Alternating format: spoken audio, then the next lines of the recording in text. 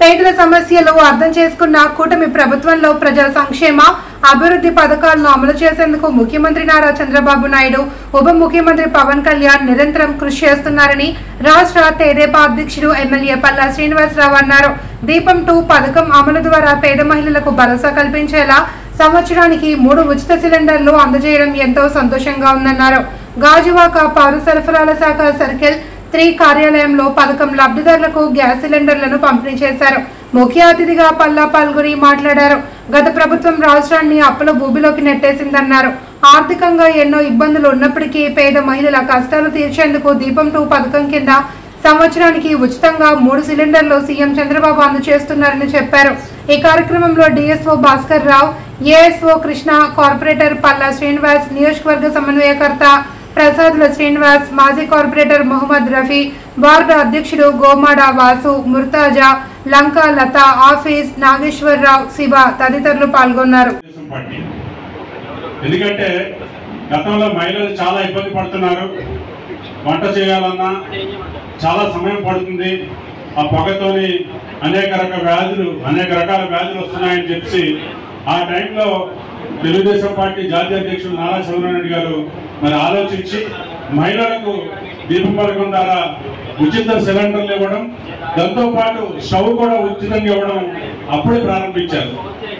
ముఖ్యంగా మీ అందరికీ తెలుసు, ఈరోజు కూటమి ప్రభుత్వంలో గాజువాక నియోజకవర్గంలో సంక్షేమం అభివృద్ధి మరి ఈరోజు పరుగులు పెడుతుందంటే అది గాజువాక శాసనసభ్యులు పల్లా శ్రీనివాస్ గారి నాయకత్వం అని చెప్పి మనం అందరం గుర్తుంచుకోవాలి.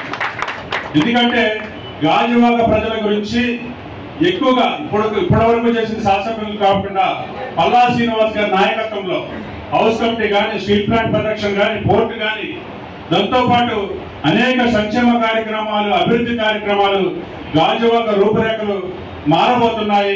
ఆయన నాయకత్వంలో గాజువాక అభివృద్ధి ఇంకా పరుగులు తీస్తుంది. విశాఖపట్నంలో గాజువాక అంటేనే ఒక మోడర్న్ సిటీగా కూడా తయారు చేసే మరి నాయకత్వం పల్లా శ్రీనివాస్ గారిలో ఉంది. గాజువాక మరి ఏఎస్ఓ గారి ఆఫీస్లో ఈరోజు మనం ఈ కార్యక్రమం తీసుకోవడం జరిగింది. 25 సంవత్సరాల క్రితం ఆడవాళ్ళు బాధపడుతున్నారు, అనారోగ్య బారిన పడుతున్నారు ఈ కర్రల పొయ్యిల వల్ల. కనుక వాళ్ళకి సిలిండర్ ఇవ్వాలని చెప్పి దీపం 1 కింద మరి అప్పుడున్నటువంటి ముఖ్యమంత్రి నేటి చంద్రబాబు నాయుడు గారు పెట్టారు. మళ్ళీ ఈరోజు ఆడవాళ్ళకి ఆర్థిక భారం పడుతుంది, వాళ్ళకి వెసులుబాటు కల్పించాలి అని ఉచితంగా దీపం 2 కింద మరి 2వ విడత సిలిండర్ ఇవ్వడం జరిగింది. చాలా సంతోషంగా ఉంది. ఇది నిజమైనటువంటి లబ్ధిదారులందరూ కూడా వినియోగించుకోవాలని చెప్పేసి నేను తెలియజేస్తున్నాను.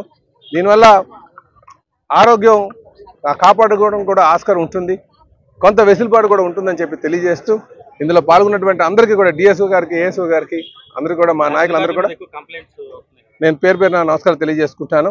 అయితే కొంతమంది రేషన్ కార్డులకు సంబంధించి ముఖ్యంగా అన్నిటికీ కూడా మనం రేషన్ కార్డు లింక్ చేస్తాం.